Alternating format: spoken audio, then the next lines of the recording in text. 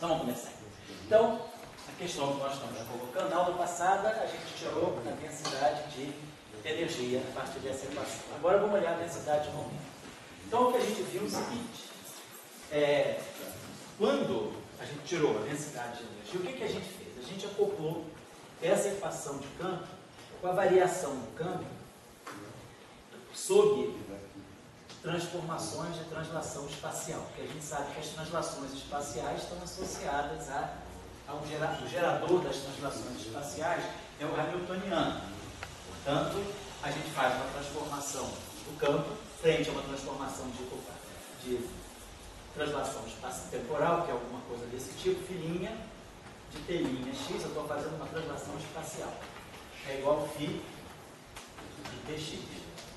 Aí a gente expande esse telinha lá, e no fundo a gente viu na aula passada que o delta φ de tx sobre translações espaciais, delta epsilon, né, associado a esse parâmetro, ficava menos epsilon ddt no φ de tx. Então, basicamente, essa variação, quer dizer, a derivada temporal do campo, ela está medindo a variação do campo com respeito a translações espaciais. Então a gente acoplou essa equação na aula passada, né, com o φ ponto, multiplicou essa equação aqui com o φ ponto, e foi desenvolvendo e tirou uma equação de conservação que dava para nós a energia e o momento. Agora, o que eu preciso é olhar o momento. Então tem duas maneiras de fazer isso. Eu já tinha densidade de momento calculada na aula passada. Então o que nós podemos fazer é pegar essa equação, variar o S em relação a T e usar as informações sobre a equação de movimento. A gente pode fazer isso, ou, se quiser, o que a gente pode fazer também é o seguinte: o que está associado ao momento linear do campo? Quem é o gerador do momento? Quer dizer, o momento linear é o gerador de que tipo de transformações? Das translações espaciais. Né? Então, se eu pegar aqui, vamos dizer que tem um vetorzinho lá. Então, se eu fizer uma translação espacial no meu sistema, os meus campos, né, se transformam dessa maneira. O campo novo, no instante t. O tempo não muda, t' é igual a t. Na coordenada nova é o campo t, x. X' é x mais a. É o filinha de t, x mais a. Vamos dar o vetorzinho aqui, infinitesimal, epsilon. Vamos chamar de epsilon, só que agora é vetor. Então, isso aqui vai ser igual ao φ de tx. Agora, quando eu transladar isso aqui vai ficar filinha de t, x, mais epsilon, escalar, gradiente, φ. Filinha. Só que filinha é φ mais delta φ. Então, isso daria um infinitésimo de segunda ordem. Então, como eu estou desprezando, eu estou trabalhando em primeira ordem no infinitésimo, nessa expansão aqui, como eu já tenho epsilon aqui, que é infinitesimal, o filinha fica sendo o próprio φ. Então, isso aqui fica φ de tx. Então, isso aqui é igual a φ de tx.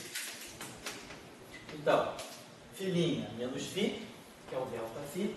Então, a variação do φ sobre translações espaciais é menos epsilon, escalar, gradiente e tx. Então, por quê? O momento é o gerador das translações espaciais. Então, esse de fato aqui é o meu operador de momento, né? Na mecânica quântica, inclusive, a gente multiplica isso aqui por IH cortado, e isso aqui vai dar epsilon escalar P. Então, quer dizer, o momento é o gerador das translações espaciais. Então, quando eu faço uma translação espacial nas coordenadas, o meu campo reage, sofrendo uma variação que é gerada pelo operador de momento linear. Então, eu posso acoplar essa equação com o gradiente de φ. Eu posso pegar essa equação aqui, essa é uma equação escalar, eu posso multiplicar toda essa equação aqui por gradiente de φ. Aí eu vou ter gradiente, então posso colocar dessa maneira, trabalhar assim, ou posso pegar o nosso vetor, eu tinha apagado aqui, já posso pegar aquilo que nós interpretamos como vetor de Poisson. Me dá aqui de novo o teu caderno, já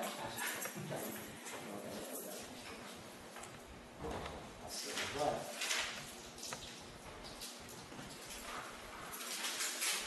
nós tínhamos calculado o vetor de ponte, que é φ ponto, gradiente de φ. Você está esquecendo essa parte de derivada de segunda ordem, né? Estou. Derivada de segunda ordem? Aonde? Ah, esse problema é um problema. Ah, não, vou trabalhar com tudo. Tá. Trabalhar com tudo. Está aqui, tá? Isso aqui não está apagado. Porque na aula passada, quando a gente tirou esse tensor aqui, justamente, a gente tirou esse tensor olhando esse termo aqui, ó. Φ ponto. Então isso aqui é o que vem da derivada superior.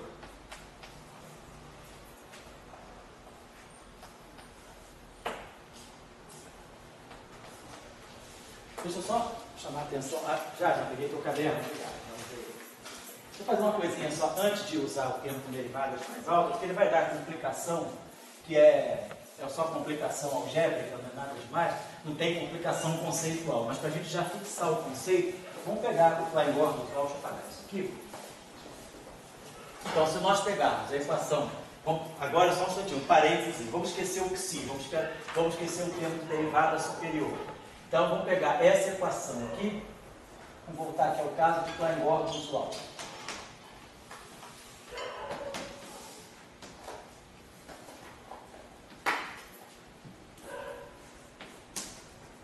C igual a zero. Então, nós temos o tensor de momento aqui. Menos φ ponto, gradiente de φ. E claro, temos a equação de campo lá em cima, sem psi. Vamos tirar a derivada temporal do vetor de ponte. Então, isso aqui vai ficar menos φ. O que eu quero fazer? Variar a densidade de momento transportada pelo campo no tempo. Isso deve estar ligado a uma densidade de força. Então aqui fica gradiente de φ. E aqui fica menos φ ponto, gradiente de φ ponto. Aqui, bom, tem que usar provavelmente uma informação sobre a equação do campo, né? Quer dizer, φ dois pontos, que é isso aqui, a gente pode, vamos ver se vai valer a pena. Talvez valha a pena a gente, já que a gente tem a derivada temporal, vamos substituir essa derivada segunda aqui. Então vai ficar C2 laplaciano de φ, usamos isso aqui, passando isso aqui. Estou trabalhando nesse momento com psi igual a zero. Vamos fazer primeiro uma inspeção com psi igual a zero, para a gente já ter uma ideia da força sem psi. Depois a gente introduz o psi. Então, estou pegando esse termo com o termo lá de μ. Esse termo aqui, por um momento, agora está esquecido. Então, a derivada segunda do campo é C2 laplaciano do campo. Vai ficar aqui menos C2 laplaciano do campo vezes o gradiente do campo. Então, está aqui, estou substituindo esse aqui ao quadrado. Vai ficar mais, aliás, né? Esse vai do lado de lá com o sinal mais. Tá legal, vai ter mais, está certo. E depois, esse termo aqui não tem, esse termo aqui vem para cá com o sinal menos, né? Então, esse aqui vai ficar mais mi, fi, gradiente de φ. E aí, nós temos esse termo aqui que é ρ. Então, menos φ dois pontos, né? Φ dois pontos vai estar dando menos ρ. Menos ρ, gradiente de φ. Tá certo mesmo, né? Eu não estou errando esse sinal, não. Esse cara aqui vai para lá com o sinal mais, esse cara vai com o sinal menos, o que é menos fica mais, e aquele ρ ali fica menos. Tá certo. Bom, aqui então a gente já tem alguma coisa pronto para uma equação de continuidade. DDT de alguma coisa. Agora a gente tem que, para ter uma equação de continuidade completa, a gente tem que buscar um divergente, ou um gradiente, alguma coisa. Esse termo aqui, ele está, a gente poderia escrever esse termo aqui como sendo o gradiente, quer dizer, esse aqui está com cara de gradiente. Desculpa, esse terceiro termo de ρ? Veio daqui, do termo homogêneo. Ah, tá. Tá, não é isso? Estou pegando aqui a derivada temporal segunda de φ, tem um C2ρ. Tem um C2 multiplicando isso aqui, porque tem esse 1 sobre C2 aqui. Estou eliminando isso aqui, eu quero calcular isso aqui. Estou substituindo lá o φ dois pontos. Então ele vai ter que ter C2 laplaciano, C2μ, e vai ter o C2ρ também. Era isso? E também está faltando o termo de cima, menos φ ponto, grade de φ ponto. Esse aqui? Isso. Estou botando aqui. Estou primeiro substituindo isso aqui. Então, esse aqui me dá três termos. Me dá o gradiente, me dá o termo μ me dá o termo de ρ. Agora vamos trabalhar esse termo aqui. Menos φ ponto, gradiente de φ ponto. Tá certo, né? Então tá legal. Bom, então vamos ver o que esse termo aqui já está com um jeitinho bom. Quer dizer, isso aqui está me dando o gradiente, né? Quer dizer, φ, gradiente de φ, isso aqui está me dando o gradiente, vamos dizer assim, de φ ao quadrado sobre 2, né? Se eu tirar o gradiente dessa função aqui, C2 aqui, no meio do C2 mi φ ao quadrado. Se eu tirar o gradiente disso aqui, isso aqui vai estar me dando, vai dar o fator 2 aqui vai cancelar, vai ficar C2 mi φ gradiente de φ. Tá legal. Então isso aqui eu poderia colocar sob a forma de um gradiente. Mas a gente está querendo ver, quer dizer, a gente quer a derivada de um vetor aqui, quer dizer, uma equação boa. Vamos ver essa equação aqui, o que ela é. Bom, então você está me dando assim. Esse termo aqui não, esse termo aqui está ficando fora, ele tem esse ρ aqui. Esse termo aqui eu também posso colocar sob a forma de um gradiente. Poderia escrever esse termo aqui como sendo o gradiente de um meio de, esse termo saiu assim, né? Φ ponto ao quadrado. Fica 2 vezes φ ponto, gradiente de φ ponto. Então esse termo aqui se inclui nesse gradiente aqui. Esse aí do meio também, não? Esse aqui? Não, porque esse aqui é um ρ. Eu não sei, sim. Não sei o que é esse ρ aqui. Agora, esse termo aqui, ele é laplaciano, vamos botar aqui, ó, esse termo aqui é laplaciano de φ vezes, bom, peraí, eu fiz só uma coisinha só, tá certo. Nós derivamos esse cara aqui, tá certo, esses dois termos aqui. Eu já coloquei esse aqui, não esqueci agora. Vamos trabalhar esse termo aqui. Depois eu boto o C2, laplaciano de φ vezes gradiente de φ, isso? Então isso aqui é um termo assim, ó. Então esse gradiente aqui é um termo in.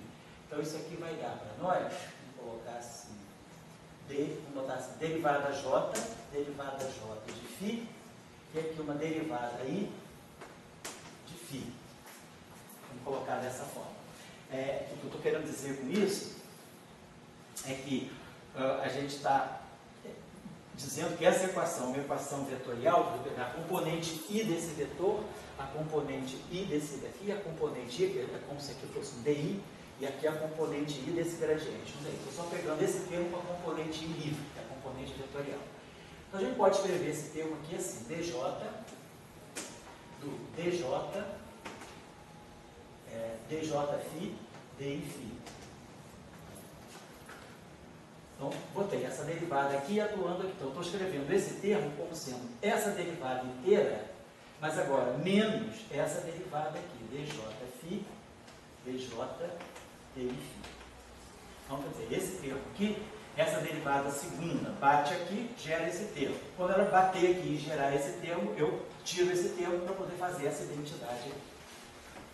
Então, eu posso escrever esse termo aqui como sendo menos C2, e aí esse termo aqui, ele vou botar assim, dj, do dj de φ, diφ, menos esse termo, vai ficar mais C2, então, tem esse menos C2, esse menos aqui vai ficar mais. Agora esse termo aqui eu posso escrever assim, ó, djφ, troco essas duas derivadas aqui, di do djφ.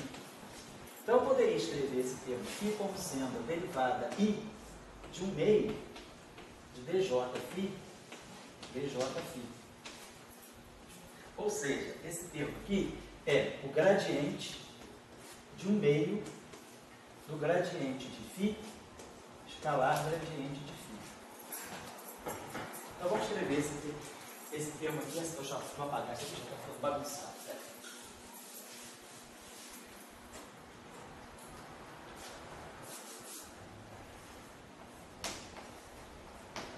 Então, essa porra aqui pega legal? Pega.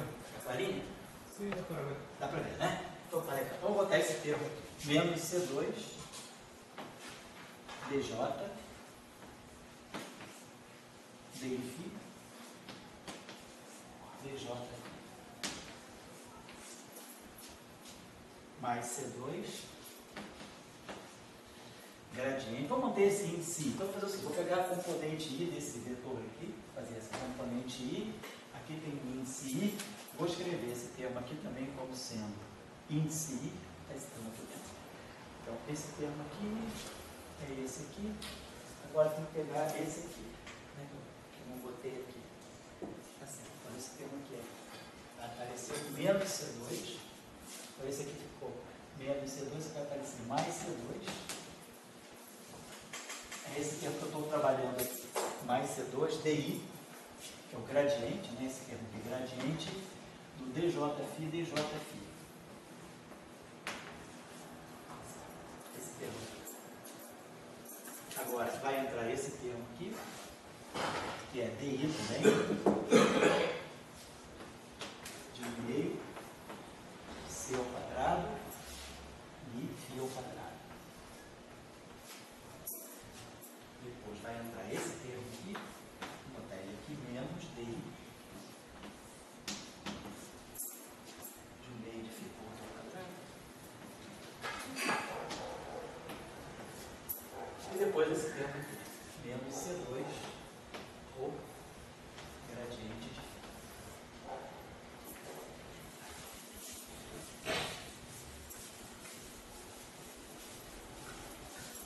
Você não pode fazer o seguinte, todos esses termos aqui estão com uma boa carinha de equação de continuidade, exceto esse. Então vamos pensar o seguinte, vamos tentar agrupar todos esses termos do lado direito da seguinte maneira, menos C ao quadrado dj. Aí aqui eu tenho DI, dj, derivado em relação a x e derivado em relação a x. Esse termo aqui ficou assim, mais D2, isso aqui está contraído com isso. Então, como aqui tem J, eu posso colocar aqui um ΔJ, porque aí esse J aqui, com esse ΔJ, fica esse DI aqui, só para poder uniformizar e poder fatorar um DJ para todos os termos aqui. Então aqui vai aparecer um ΔJ e aqui ficou DJφ, DJφ. Aqui eu posso escrever isso aqui, nada mais é do que o gradiente ao quadrado. Mas sem esse C2, né? Tem esse que tem C2, não? Não, porque você já está colocando lá fora. Ah, estou colocando C2 aqui fora, você tem razão. Tem que ser menos. Isso, então são menos aqui. Obrigado. Já coloquei o C2 aqui fora. Obrigado. Menos C2. Então, DJ, esse termo aqui, está aqui. E aí, como a Daniela corrigiu, esse termo aqui está aqui. Aqui, eu já coloco, como você falou, estou colocando C2 do lado de fora. Tem um sinal mais, vai ficar sinal menos. De novo, aqui eu vou poder botar um ΔJ. E aqui vai ficar 1/2 do Mi φ ao quadrado. Está dentro, vai ficar delta DI. E depois esse termo aqui, que ficou a mesma coisa. Menos 1/2, também tem 1/2, ΔJ. Aqui eu acho que tinha 1/2, né? Que era derivada do gradiente de φ, também eu tinha perdido o meio aqui, ó. E quando eu fiz aquilo, ficou um termo assim, ó, DJ, φ, DJ, DI, φ. Aí o que eu fiz? Eu troquei esse I com esse J. E aí esse termo aqui, ele é derivada de 1/2 do DJ, φ, DJ, φ. Então esse meio aqui. Então fica o gradiente de φ ao quadrado, aqui vai ficar a derivada temporal de φ ao quadrado. E aí agora ficou esse termo aqui, menos C2 ou gradiente de φ. Então nós estamos podendo escrever essa equação assim, derivada temporal da 10ª componente do momento, do vetor de hipótese. Vou jogar esse termo para o lado direito. Mais C2. Posso botar esse C2 para dentro, só por uma questão de definição. Vou botar aqui um DJ. E aí aqui dentro eu formei um objeto que é um tensor. Ó. Que é DI, DJ, ΔJ, ΔJ. Aqui dentro do gradiente J tem um tensor TIJ. Vou chamar esse tensor aqui de TIJ. E isso aqui é igual a menos C2 ou gradiente de φ. Vamos trabalhar agora, claro. Vamos trabalhar não. O que foi esse TIJ para nós? Só para a gente recolher aqui o que nós estamos definindo como sendo TIJ. TJ é menos C2 dele DJ. E aí depois esse termo aqui. Eu joguei ele para lá, então ficou. Eu joguei ele para cá, C2. Eu estou jogando esse termo para lá. Então eu incorporei o C2 aqui dentro. O C2 DJ mais 1/2 do delta IJ. Aí ficou. Tudo isso aqui foi para lá também com sinal mais, né? Porque esse aqui vem com sinal mais, então esse aqui ficou mais. Esse aqui vai para os menos. Menos isso aqui. Menos 1/2 de delta IJ. E vai ficar φ ponto ao quadrado. Esse termo de φ ponto ao quadrado ele tem que ser positivo. Por quê? É dentro do parênteses porque a gente está colocando menos lá fora. Deixa eu ver aqui. A gente O menos colocou no C2. esse menos aqui em evidência. Mas não está certo. Você tem razão. Ele aqui tem que ficar positivo. Esse texto só que estava errado. Esse aqui está É certo. só isso. Não está obrigado. Então, quando eu jogar para lá, esse termo aqui vem tratar com sinal positivo global, e aí eu mantenho esses sinais aqui. Obrigado. E ponto ao quadrado fica positivo. Menos delta J, gradiente de φ ao quadrado. O C2 está multiplicando tudo, né? C2 está multiplicando tudo. Tá? E depois aqui, menos 1/2 de φ ao quadrado. Esse delta J também está multiplicando aqui, esse aqui, isso aqui. Então ficamos com isso aqui. Agora, o que é interessante é o seguinte. Então, a variação do momento, se não houvesse, se não houvesse fonte externa, isso aqui seria zero. E aí eu teria uma legítima equação de continuidade. Derivada temporal de alguma coisa, mais a divergência de um tensor, aqui eu estou tirando a divergência desse tensor. Divergência de um vetor seria assim, mas como esse cara é um tensor, contraiu uma derivada com uma componente desse tensor aqui, que é um tensor simétrico, isso aqui está me dando uma divergência. Então, é uma equação de continuidade para um vetor, porque normalmente a gente escreve assim, a equação de continuidade para um escalar, é a derivada, ou é a derivada temporal do escalar, mais a divergência de um vetor, vamos colocar assim. Uma equação de continuidade com uma grandeza escalar. Se eu pegar agora uma equação de continuidade com uma grandeza vetorial, sei lá, achei uma grandeza VI, eu vou colocar aqui mais um DJ de um certo tensor TIJ, J igual a zero. Então tem que fazer essa divergência. Então essa seria a equação de continuidade com o vetor, que é o vetor de momento. Então, se não houvesse essa densidade externa, eu teria a variação temporal do momento, que é uma força, compensada por essa divergência aqui. Então, como isso aqui está dando uma densidade de força, isso aqui também está dando uma densidade de força. Agora, isso aqui é o que está me dando, então, a troca, né? Quer dizer, a força, então, que esse campo recebe devido à interação com essa carga, então, o que eu tinha colocado para vocês aqui, como se eu tivesse uma distribuição de carga, sei lá, uma distribuição de matéria aqui, e essa matéria interage trocando escalar, ela interage com um campo escalar. Tem uma radiação escalar aqui. Então, essa radiação vai fazer uma força na densidade de distribuição de matéria, e essa matéria vai reagir, também fazendo a mesma força. Então, essa é a força feita sobre a densidade de momento, feita às custas, quer dizer, a densidade de momento do campo. Então, isso significa que a força que vai ser exercida sobre ρ, a densidade de força, vamos colocar assim, que vai ser exercida sobre ρ, vai ser ρ gradiente de φ. Então, quer dizer, esse gradiente de φ, no caso do campo elétrico, da força de Lorentz, o que a gente tinha era que a densidade de força, atuando, tanto no escalar como na corrente, que ela tem duas coisas, seria ρ vezes o campo elétrico, mais ρ, mais J, vetorial campo magnético. No nosso caso, a gente não tem J, a gente só tem uma densidade, uma distribuição escalar de matéria. Então, esse gradiente de φ é como se fosse exatamente o campo elétrico. Então, se a gente pegar um campo escalar que está interagindo com a matéria, você diz, eu tenho uma carga que, ou seja, eu tenho duas cargas, o fóton, duas cargas elétricas. O potencial de interação é obtido pela troca de fótons. A interação é feita pela troca de campo vetorial. Aqui nesse caso, a gente tem um campo, é como se eu tivesse uma matéria escalar aqui, uma carga aqui, outra carga aqui, e essa carga vai trocar, vai interagir trocando um campo escalar. E aí, a interação, na lei de Coulomb, eu teria QQ sobre R ao quadrado. Quer dizer, essa interação gera uma força que cai com 1 sobre R2. Essa interação aqui é uma interação de campos elétricos, é a força lá. É essa aqui.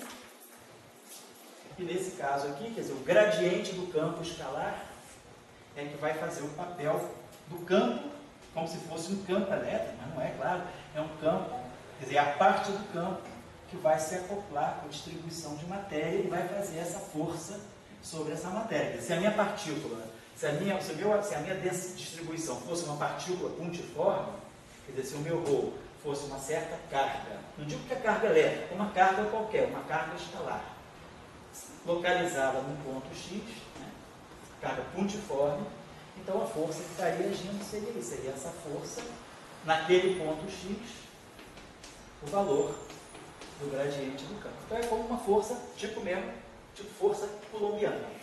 Mas é esse objeto aqui. Então, o que é o campo escalar para nós? Na verdade, na lei de força, quem vai aparecer não é o escalar, é o gradiente do escalar. Da mesma forma que no eletromagnetismo. Quem aparece na lei de força de Coulomb não é o potencial, é o campo, que é o gradiente do potencial. Então, isso é o problema resolvido sem a ação desse termo aqui.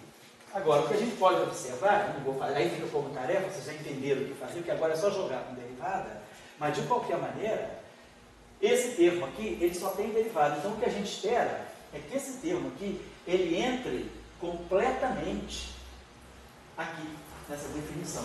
O que esse termo novo vai fazer com essas derivadas mais altas é redefinir. Mas agora, esse campo aqui, essa matéria escalar, quando eu refizer o mesmo problema, considerando esse termo aqui, essa matéria escalar ela vai sempre aparecer isolada. Ela não tem nada a ver com o que se... Então, o que eu estou dizendo aqui, certamente a densidade de força vai se manter a mesma. Porém, o que vocês vão ter que buscar é a nova expressão. Quer dizer, vocês vão ter que derivar uma coisa muito maior, porque agora já não é mais esse valor de ponte que vocês vão derivar. Vocês vão derivar esse objeto aqui. Então, vai derivar temporalmente aqui, aí vai aparecer um φ dois pontos aqui, derivar aqui, quer dizer, vocês têm que fazer toda essa derivada, e aí a pergunta que a gente agora faz é, quem vai ser o novo tensor de tensão em presença do parâmetro ψ? O vetor de Poynting agora depende do ψ, e o novo tensor de tensões também depende do ψ. Esse termo aqui, ele deve estar representando, se isso aqui é uma densidade de força, né? Quer dizer, isso aqui é DDT. Se eu vou interpretar isso aqui como uma densidade de força, isso aqui também tem que ser uma densidade de força. Deixa eu apagar isso aqui um instantinho, só para a gente fazer uma análise dimensional rápida. Então, só para esquematizar, só para lembrar a tarefa que fica para quem quiser fazer, é rever, da mesma forma como nós tiramos a equação de conservação da energia e do momento em presença dessa derivada superior, agora é tirar a nova expressão do tensor de tensão que vai aparecer na equação de continuidade desse novo vetor de Poynting. Como esse termo aqui vai afetar o problema. Esse primeiro termo... Qual deles? Esse termo no meio, no caso aí. Aqui? Não, nessa expressão dessa. Esse aqui? Aqui? Esse aí já não vai mudar a expressão da força também, não? Esse aqui vai dar uma derivada segunda aqui. Quando você for substituir a Mas eu estou achando que quando eu for substituir aqui, vai aparecer um ρ aqui. Você tem razão. Então, esse é, quando eu substituir a derivada segunda aqui, o ρ vai entrar. E aí o ρ vai entrar acoplado ao ψ. Então é interessante. Então, mais do que eu pensava, que eu não tinha feito, né? Você tem razão. Mais do que eu pensava, eu vou ter uma contribuição também da força que isso vai ficar mais interessante ainda, porque aí a gente vai ver então que o termo de derivada ordinária, né, o termo normal, ele me deixa a força só dependente da distribuição de matéria. Mas agora, esse campo ele vai afetar a força, porque a matéria vai interagir. Então, seria interessante. Eu estaria, se alguém fizer, me mostre a resposta para a gente poder dar alguma interpretação interessante. Então, fica essa tarefa para vocês aí. Só chamar a atenção aqui de uma coisa. Isso aqui é a densidade, força, vamos dizer. Então, DDT é 1 sobre tempo. A DDT, vamos colocar aqui, é 1 sobre segundo. O vetor de Point ele é momento. Então, portanto, é quilograma, metro por segundo, né? Quer dizer, massa vezes velocidade. É densidade de momento. Então, aqui vai ter um comprimento a terceira. Estou imaginando que esse primeiro termo, então, tem essa dimensão. 1 sobre tempo, e aí uma densidade de momento, massa vezes velocidade, sobre volume. Então, esse termo aqui vai ter uma dimensão de quilograma sobre segundo ao quadrado, metro ao quadrado. Esse metro aqui cancela com esse metro aqui, e esse segundo vem para cá. Agora, o segundo termo, ele vai ser 1 sobre comprimento. E aqui a dimensão de T, nós vamos determinar. Mas eu quero que isso aqui, por homogeneidade, isso aqui vai ter que ter a mesma dimensão que o primeiro termo, quilograma por segundo ao quadrado, metro ao quadrado, né? Então, esse metro aqui, vamos dizer, cancela com esse metro aqui. Então, nós vamos ter aqui quilograma por segundo ao quadrado, metro.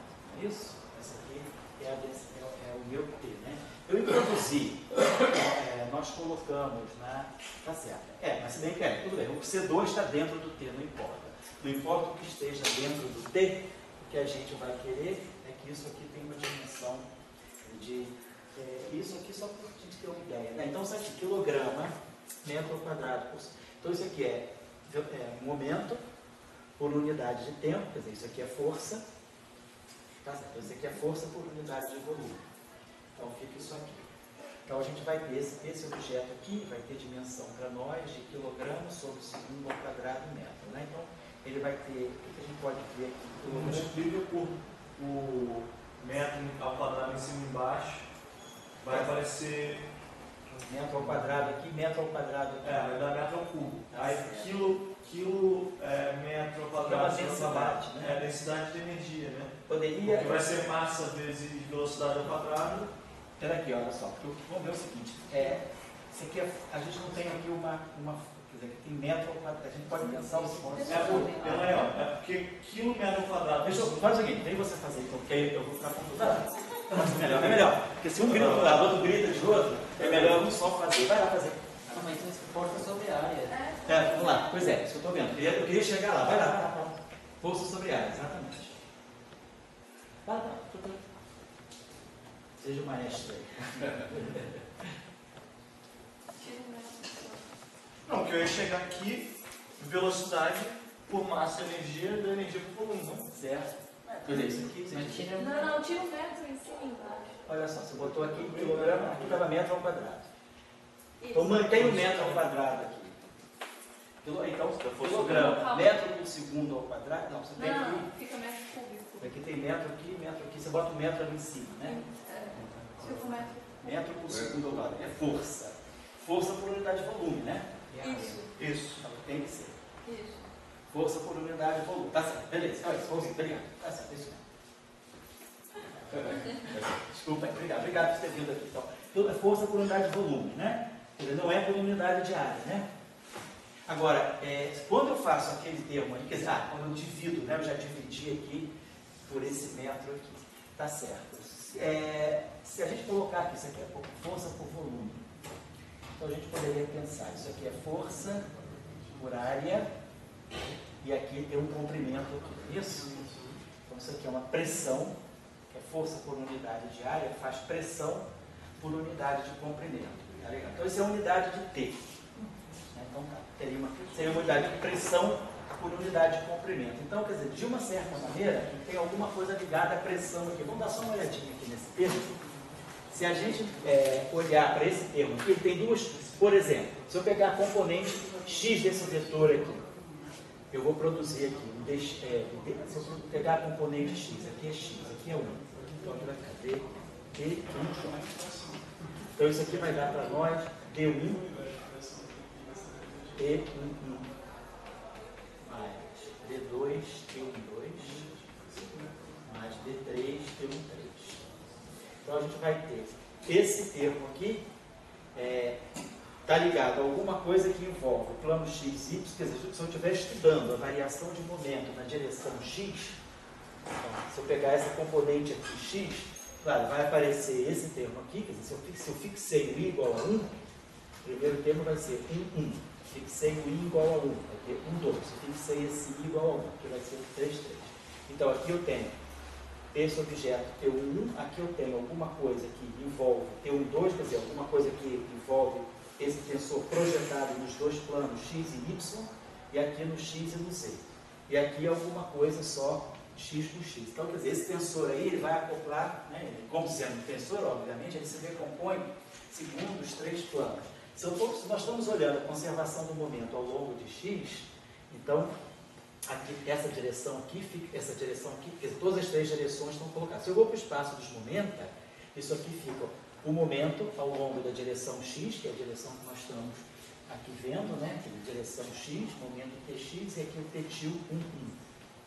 Aqui fica o momento na direção 2, o ttil 1, 2, e aqui fica o momento na direção 3, e o ttil 1, 3.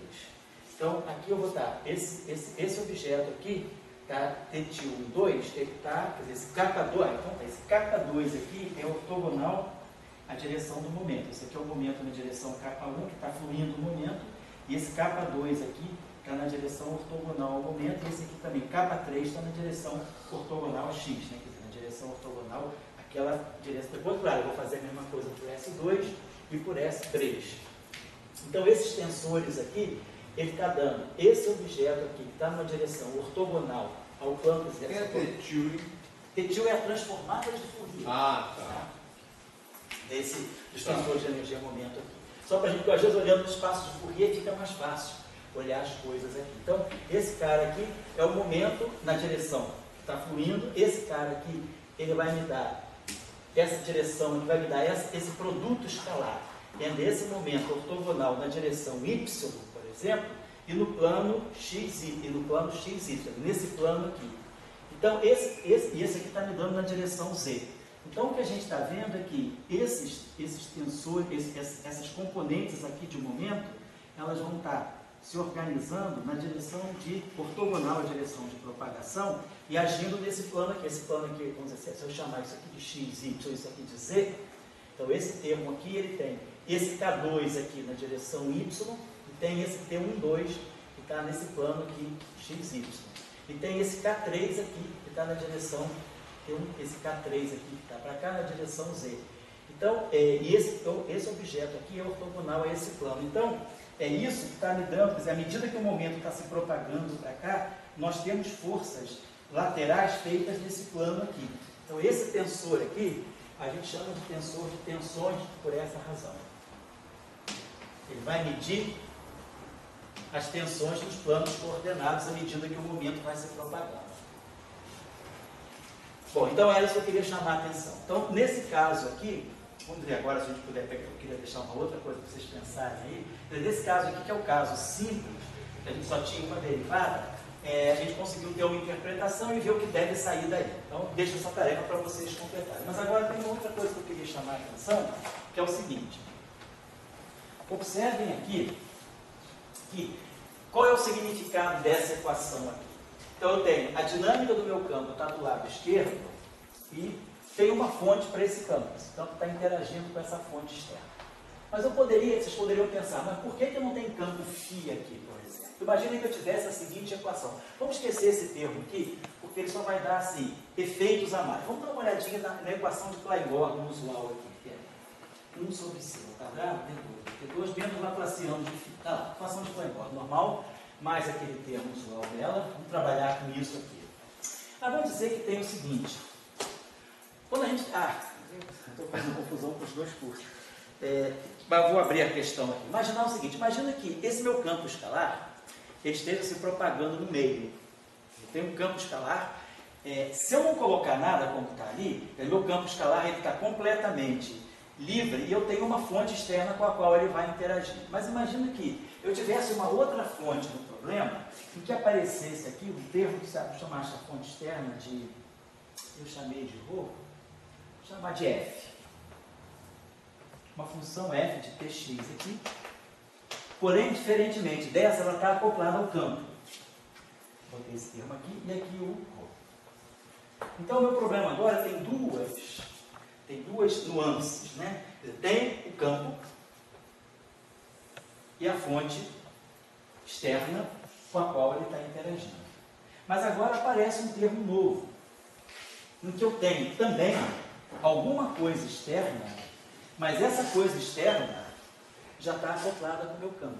Aqui é diferente, ela está acoplada ao campo, mas fora, né? É como se eu tivesse uma densidade de carga. Se essa densidade de carga é zero, o meu campo é zero, o meu campo é livre. Mas agora não. Se a densidade de carga é zero, o meu campo, de qualquer maneira, está interagindo com alguma coisa, está acoplado a esse sistema aí, que não é um campo, é alguma função fixa. Eu não tenho uma dinâmica para ele, eu tenho que representa, o que a gente pode dizer, um tipo de uma anisotropia. Tem um campo escalar fixo, F, que domina o espaço. E meu campo está diretamente acoplado. Então, mesmo que eu não tenha a fonte externa com a qual o meu campo vai interagir, o problema anterior era esse. Eu tinha essa fonte, meu campo chegava, e aí a gente tinha a interação dessa carga com esse campo. E tiramos uma lei de força. Agora não. Agora eu tenho essa função aqui que está acoplada com o campo. Então, o meu campo ele já percebe, ao longo de todo o espaço-tempo, a presença de alguma, sei lá, tipo um éter, como se fosse um meio que permeasse o espaço-tempo, definido por essa grandeza aqui, como se fosse alguma coisa de fundo. E o meu campo escalar passeando nesse fundo aí. Vamos dar uma olhada para ver o quanto isso aqui pode modificar. Qual é a diferença entre um fundo acoplado diretamente ao campo e um fundo que simplesmente representa uma fonte ou um sistema com o qual o campo vai interagir. Então aqui vocês veem que não tem fim. Isso é uma interação, né? Meu campo vai interagir com esse ρ, mas ele não permeia o espaço o tempo todo. Essa densidade de carga pode ser muito localizada. Claro que esse F também pode ser localizado, não precisa ser uma função não trivial sobre todo o espaço-tempo. Mas em princípio vamos deixar. Mas qual é a característica desse objeto em relação a isso? Deixa eu apagar isso aqui.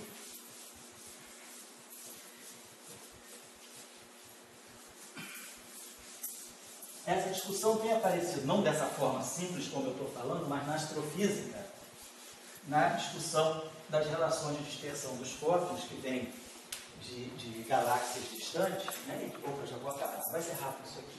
E que passam por meios onde existem anisotropia, por uma anisotropia na radiação cósmica de fundo. Então, o fóton pode passar por regiões com diferentes, né, com a anisotropia na radiação, e ele vai interagir com as anisotropias. Isso vai dar uma relação de dispersão de tal maneira que o fóton observado pode ter um desvio para o vermelho muito razoável. Então, o modelo simples, a gente já pode olhar aqui, isso pode ser visto, não precisa ser olhado para o eletromagnetismo, pode ser olhado já para o campo escalar, que às vezes é mais... Vamos fazer então o seguinte, vamos voltar para a densidade de energia. Como é que eu tirava a densidade de energia? Lembra que a densidade de energia está ligada à variação espacial, à variação por translação temporal. Então, basicamente, é acoplar essa equação com o φ-ponto. É rapidinho que a gente já fez, né? Só que a gente vai ter 1 sobre c ao quadrado, tá aqui, d2 dt2 do φ, vezes φ-ponto. Esse termo, né? Depois mesmo Laplaciano de φ, vezes φ-ponto.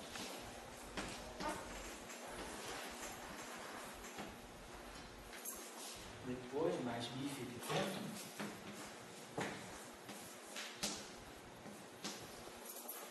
mais 7 de px, e de ponto. E aqui o vou ficar.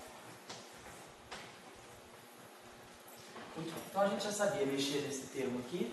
Esse termo aqui a gente colocava sob a forma de uma equação de continuidade, isso aqui seria derivada, isso aqui é derivada temporal do φ-ponto. Então eu posso escrever esse termo aqui como sendo 1 sobre 2c ao quadrado, φ-ponto ao quadrado. né, que a gente já tinha está derivando isso aqui, vai produzir φ ponto vezes φ dois pontos. Esse termo aqui, a gente jogava, termo que tinha essa estrutura. DI φ ponto. Então a gente escrevia isso aqui como a derivada espacial, né, o gradiente, né, de DI φ ponto, menos DI φ ponto. A desigualdade aqui. Então, esse termo aqui já ficava para nós divergência de φ ponto, gradiente de φ. E esse termo aqui, eu posso colocar essa derivada temporal aqui, e aí fica menos a derivada temporal de 1/2 do gradiente de φ ao quadrado. Simplifica duas vezes, gradiente de φ, derivada temporal do gradiente de φ. Então a gente jogava. Esse termo dava duas contribuições. Dava esse termo aqui, ele já tem sinal negativo aqui, né? Então, é menos aqui, mais aqui, menos aqui, mais aqui. Então esse termo entra na derivada temporal. Esse termo aqui vai produzir aqui para nós mais 1/2 do gradiente de φ ao quadrado.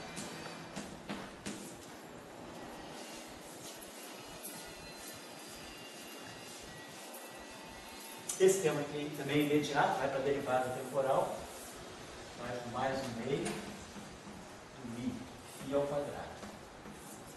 Eu apaguei aquele termo que ficava menos, né, me parece que era menos divergência do φ ponto gradiente de φ. A gente bota esse aqui com sinal mais, você bota esse menos aqui. E aí ficou esse termo aqui, que a gente pode escrever como sendo a função f, vou esquecer o argumento, né, f, mas aqui eu vou ter ddt de 1/2 de φ2. Isso, 2 φ ponto. E aqui o nosso termo do φ ponto.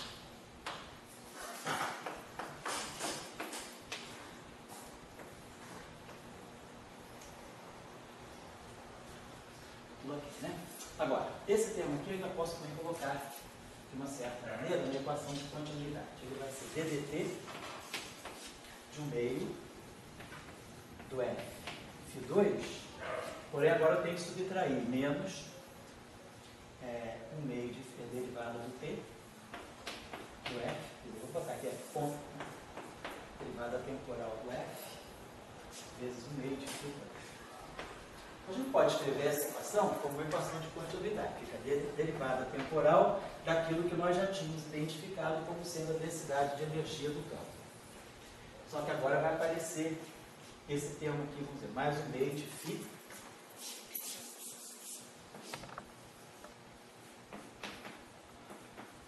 o f φ ao quadrado. Depois, a gente vai ter mais a divergência do vetor de Point.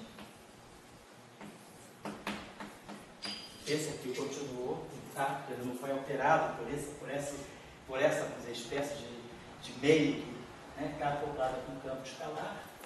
E aqui nós temos o ρ ponto. Porém, vem para cá esse termo novo aqui, menos f ponto sobre 2 φ ao quadrado. Então a gente está observando o seguinte, essa espécie de fundo que se acopla diretamente com o campo φ, ele dá duas contribuições. Ele, de qualquer maneira, ele altera a energia do sistema. Ele dá essa contribuição aqui. Mas, agora, a derivada temporal dele, se ele for constante, esse termo, claro, se ele for constante, se f é uma constante, né? Quer dizer, constante do tempo, não depende das coordenadas x, ele entra lá de qualquer maneira, mas não dá esse termo aqui tipo de dissipação.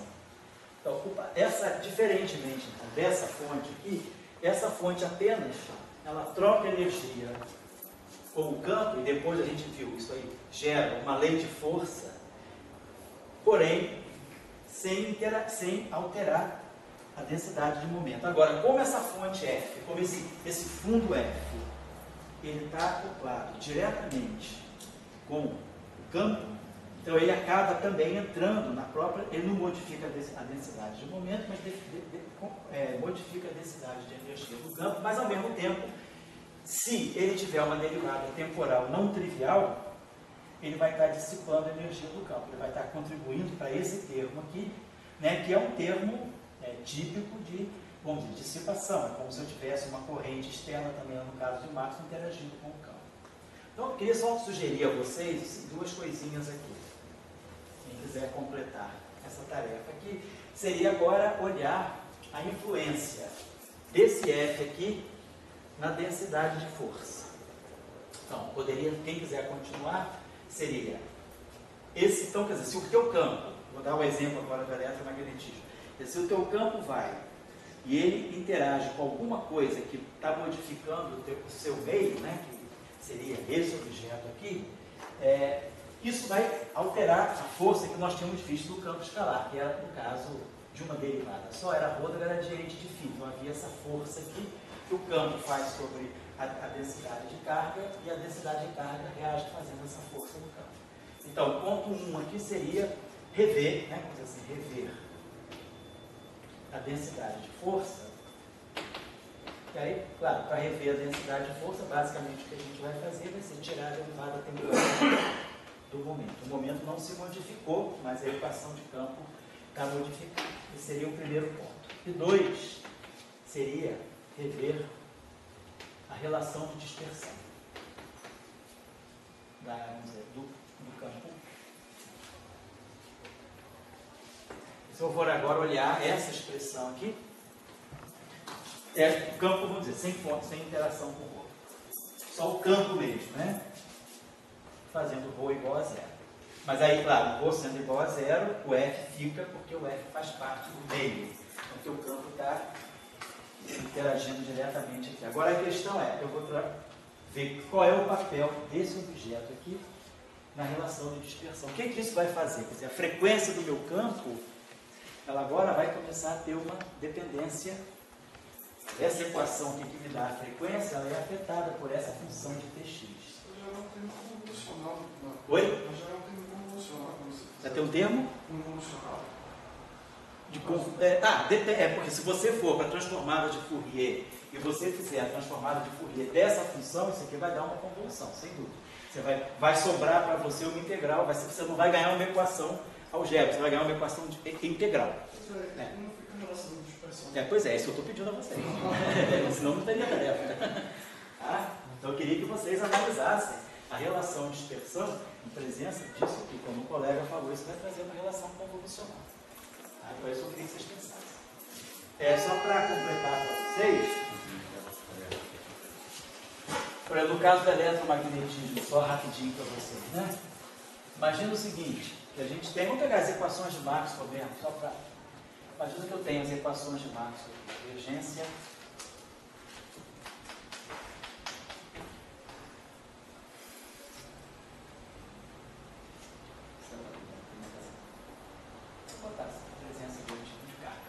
pode ter rotacional, tem a equação de Faraday-Lenz, a equação de Gauss-magnetismo, vamos pegar a equação de Ampère-Maxwell.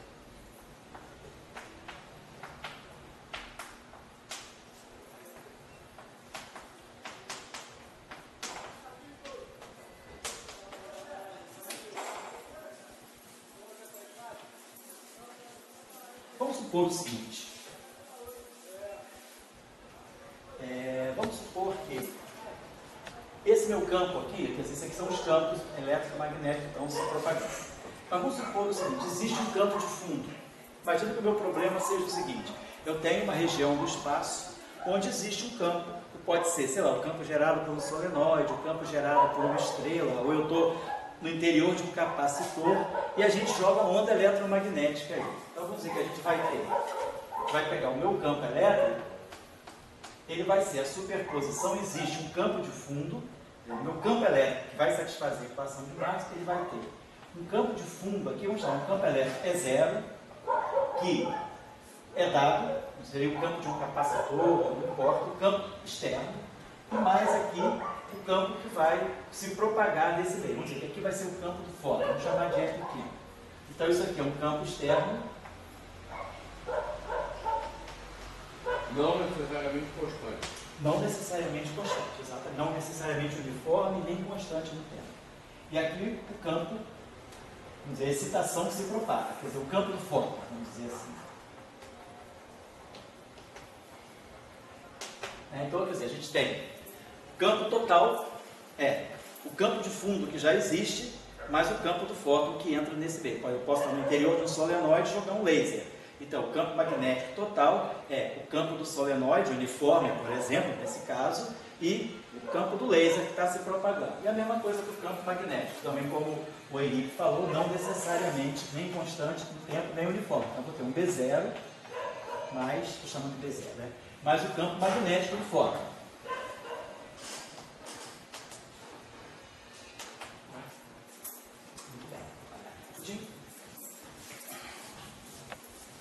Então a gente vai explicar a nossa equação, as nossas equações de Maxwell, né, em presença agora dessa situação, no caso dessa situação.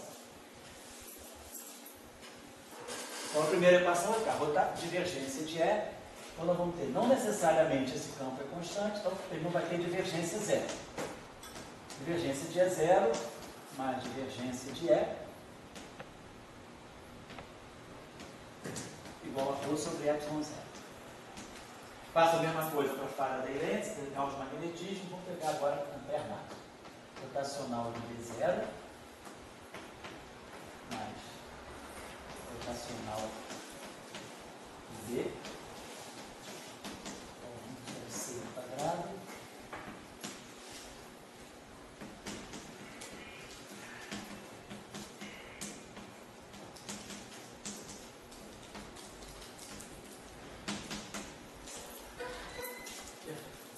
agora estou interessado em ver a propagação de fótons.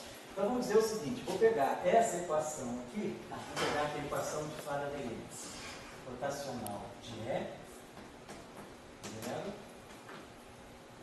mais rotacional campo de fóton, menos dV dt.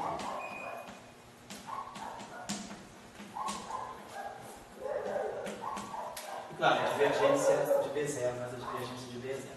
Mas para tirar a energia do campo, geralmente o que a gente faz é isso. Vamos derivar essa equação aqui em relação ao tempo. Então nós vamos ter rotacional do E0, ponto. Então, por exemplo, o campo elétrico externo pode ser um campo elétrico oscilante, ele pode estar dependendo do tempo e também não ser uniforme, porque é rotacional não zero. Estou multiplicando essa equação aqui. Não, vou fazer o seguinte, multiplicar, vamos pegar essa equação. Vamos fazer o produto escalar dessa equação toda aqui com B. Fazer o produto escalar com B, que aí eu já tiro direto a energia magnética daqui.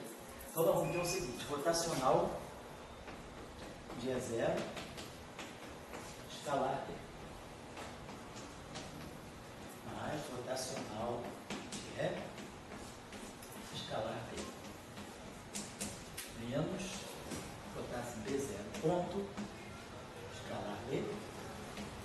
E aí esse termo aqui vai ficar menos derivada temporal de 1 meio do B ao quadrado. Vou colocar assim. Já fiz uma derivada temporal aqui para já dar a energia magnética do fóton. Vamos pegar essa equação aqui, essa equação que eu peguei, está certo, vamos pegar essa equação aqui e multiplicar escalarmente por E, que eu já tiro a energia elétrica daqui. Vamos pegar essa equação e fazer um produto escalar com ela. Rotacional de B0, escalar E, mais rotacional de B, escalar E. Então, desse lado aqui nós vamos ter 1 sobre C ao quadrado, campo elétrico externo, derivada temporal, escalar campo elétrico do quadrado, mais 1, mais derivada temporal de 1 sobre 2C ao quadrado, campo elétrico ao quadrado, que já vai me dando energia elétrica. E aqui o tempo de dissipação, margem de zero, J, escalar. Se tiver uma corrente também, estou deixando essa corrente, ela poderia não ter. Poderia ser que eu tivesse só um campo externo. Tá legal. Então esse termo aqui, então nós já temos algo para uma equação de continuidade aqui, algo para uma equação de continuidade aqui, e agora esses dois termos aqui, rotacional de E, escalar B, não é isso? Bom, se eu quiser tirar a energia, eu tenho que somar. Na verdade, o que eu vou ter que fazer? Esse termo está do lado direito e esse termo está do lado direito. Então, vai ser interessante eu pegar essa equação e subtrair dessa. Pegar essa equação aqui com sinal menos, que aí vai ficar energia ao quadrado, E ao quadrado, mais B ao quadrado. Então, eu vou botar um sinal menos nessa, sinal menos aqui, sinal mais aqui, sinal mais aqui. Eu vou somar essas duas equações. Então, quando eu somar essas duas equações, vai ficar menos rotacional de E escalar B, mais rotacional de B escalar E.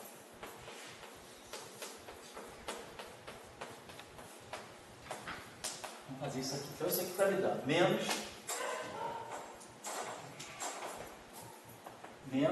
epsilon I JK, derivada J, da componente K do campo elétrico, VI. E esse cara aqui está me dando mais epsilon I JK, derivada J, VK, isso aqui é o campo elétrico. Vamos fazer a derivada total. Vamos escrever esse termo aqui como sendo dj de menos epsilon IJK EK DI mais epsilon IJK EK dj DI. Certo? Aí fica uma equação tipo continuidade, fica a derivada desse cara aqui vezes esse. Agora eu tenho que jogar fora o termo que eu gerei especial, que é a derivada desse cara aqui, dj do ângulo DI. Esse termo aqui marca o que vem daqui e me dá essa igualdade. Isso aqui é igual a isso mais isso. Faça a mesma coisa aqui. A gente bota essa derivada j aqui, vamos botar aqui epsilon jk, pk, li, e aí menos epsilon jk, bk, derivada J, vai, certo? Tem vão aparecer dois termos aqui, a derivada do J, tá? Do B está aqui, e a derivada do E vai se embora. Então, beleza, esse termo aqui é uma divergência. Esse termo aqui está me dando um produto vetorial. Isso aqui posso trocar essa ordem aqui, posso botar esse J com esse K aqui, vai ficar KJ mais. Então, isso aqui é K, então isso aqui é o produto vetorial de B por E. B vetorial é componente J. Então, você está me dando a divergência de B vetorial é. Tá certo. Isso aqui está me dando DJBI. Está me dando rotacional. Tá? Vou trocar também a ordem aqui. Vou botar. Ah, não, tá certo. Vou botar JI. E aqui vai ficar com sinal menos. Então, esse cara que está aqui é o rotacional de B escalar E. Rotacional de B escalar E. Rotacional menos E. Certo? Esse termo aqui vai ficar. Esse aqui também está me dando uma divergência, esse aqui está me dando esse produto vetorial. Posso fazer o produto vetorial de B com E, fazendo essa troca aqui. Troca esse cara aqui, K com J. Bota o sinal menos aqui. Então, isso aqui está me dando o produto de E vetor B, componente J. Então, isso aqui está me dando menos a divergência de E vetor B. Certo? Isso, né? E esse termo aqui, então esse termo aqui se soma, né? Porque isso aqui é divergência de B vetor E, isso aqui é menos E vetor B. Então, eu posso esquecer esse termo aqui, porque troca a ordem do produto vetorial e dá um fator 2 aqui. E aqui, esse termo que ficou aqui para nós, ficou menos epsilon e jk. Epsilon j, então isso aqui ficou, vai me dar um rotacional, vai me dar um rotacional de E vetorial B, né? Tá certo. Isso aqui está me dizendo rotacional de E vetorial B. Então isso aqui está me dando divergência de B, escalar E. Tá certo. Vamos voltar. Isso aqui tá me dando, vamos voltar aqui. Isso aqui está dando o que para nós? Se eu trocar a ordem aqui, vai ficar mais JI. E aí, J e K, DJ, isso aqui fica rotacional de E vetor B. Então vai ficar aqui, vai ficar mais rotacional de E escalar B.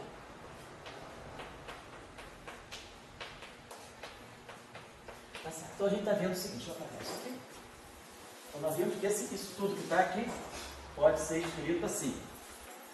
Divergência de 2 vezes B vetor E.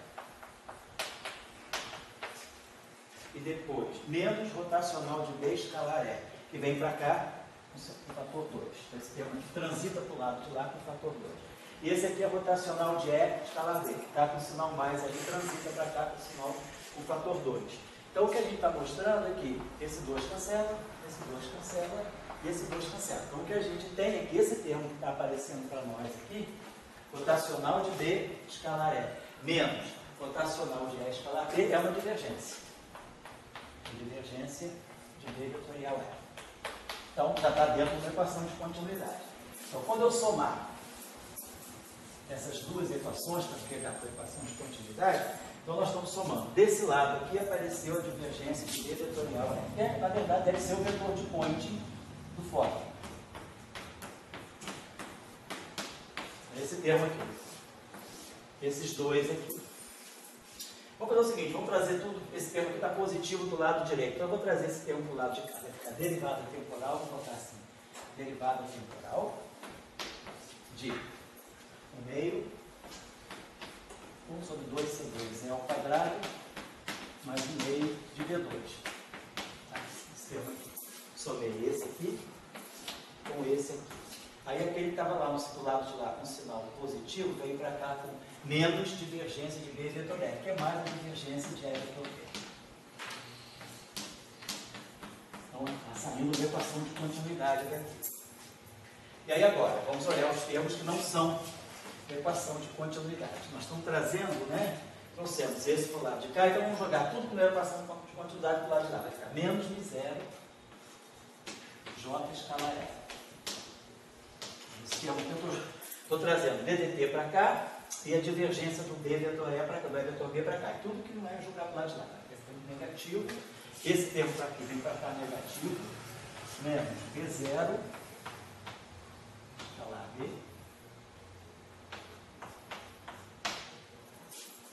Menos E0 ponto sobre C2 escalar E. E aí os termos que estão do lado de lá. Então lá, menos rotacional de E0 escalar B e mais rotacional de E0 escalar E. Então tá. Então nós temos uma equação, tipo uma equação de continuidade. Do lado, vamos dividir isso aí para acertar as unidades, né? Dividir isso aí por μ0. Então vamos tirar esse μ0 daqui, botar 1 sobre μ0 aqui. C2, 1 sobre C2 é μ0, y0. Quando tiver o y, vai ficar aqui y0. E aqui vai ficar sobre μ0. Estou dividindo tudo por μ0. E aqui sobre μ0. Aqui C2, vou botar μ0 aqui. C2 é 1 sobre y0 e μ0. Então o μ0 cancela e sobra o y0 para cá. Aqui vai ficar B2 C2 μ0. E aqui vai ficar dividido por μ0. Então está claro, isso aqui a gente já sabe. Lá para eletromagnetismo, isso aqui é justamente a densidade de energia do fóton. O fóton é tudo pequeno. Isso aqui é o vetor de Poynting do fóton. Então isso aqui. Agora, isso aqui, se não houvesse campo externo, isso aqui seria para nós justamente o termo que dá a dissipação Joule, né? É a corrente, interação com o campo elétrico, que faz com que haja dissipação de energia pela interação da corrente com o campo elétrico. Então, o fóton está perdendo energia por esse termo aqui. Agora, se houver um campo externo constante, então, esse campo externo não depende do tempo, ou ele é uniforme, né? Aí tudo zero aqui. Mas agora o que a gente começa a ver é que o próprio fóton, ele pode interagir com o campo de fundo. Então a gente pode ter efeitos de dissipação do fóton, quer dizer, trocando energia e trocando momento com o próprio campo externo. Mas claro, se esses campos externos aqui não forem nem constantes e nem uniformes.